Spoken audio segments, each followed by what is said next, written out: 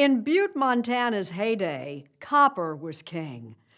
But when the mines closed, the city was left with a toxic mess.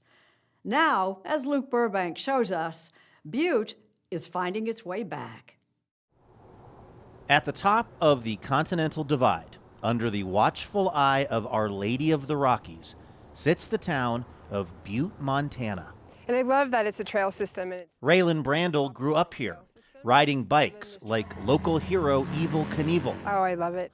On what was once called the richest hill on earth, thanks to Butte's incredibly productive copper mines. It was wonderful. It was absolute freedom. We rode our bikes everywhere. We built trails. Brandel's childhood was in many ways idyllic, but what she didn't know was that she and her friends were playing on piles of toxic mine waste. Mining in Butte started in the 1800s, and so these waste piles were always part of our lived experience. So dirt, to me was this yellow-orange granitic sort of stuff that didn't grow anything. I didn't know that, dirt naturally was stuff that grew things.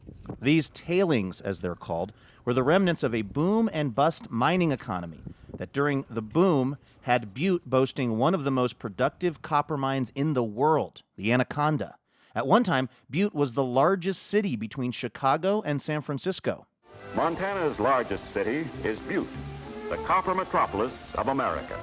But then came the bust, or more accurately, a series of busts.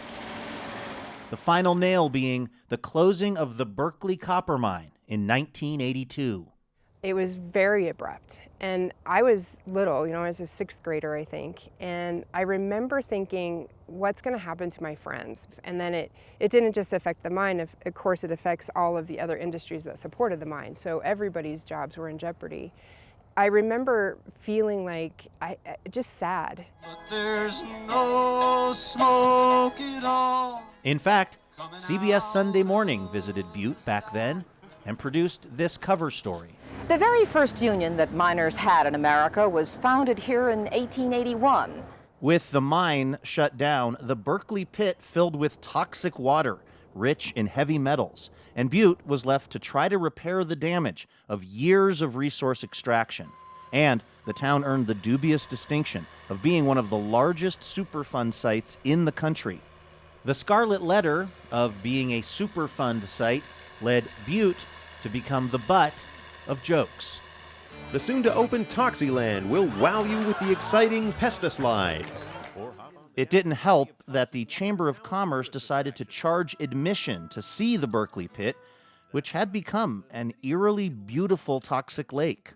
If you wanted a 2-week vacation package in Butte, one stop on your tour would be to see the Berkeley Pit.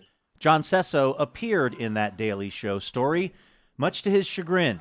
The citizens and all the families that grew up in this town are very proud of their heritage, being from Butte. The Superfund thing, it's like, oh, Jesus, the biggest Superfund site in the United States. That is the moniker we got to get rid of because it's not true anymore. Last year, Sesso, who's Butte's former Superfund coordinator and a state senator, helped negotiate a plan to clean up the final section of Butte's Superfund complex in a 900-page consent decree, the result of a whopping 30 years of negotiations between Atlantic Richfield, the county, and the EPA.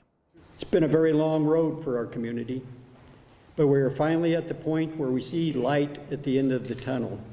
If you walk Butte today, you'll notice the hillsides are no longer barren, and attics in Butte's old homes are being cleaned for centuries' worth of toxic dust. The cost of being the nation's leading copper producer. We call it pennies from hell. We paid our dues, and we see now what happens if there are no environmental laws, if the almighty dollar takes precedent over taking care of the globe, taking care of your environment. It has to be in balance. And I would say our citizens are much more attuned to that reality than others. And yet, despite its complicated history,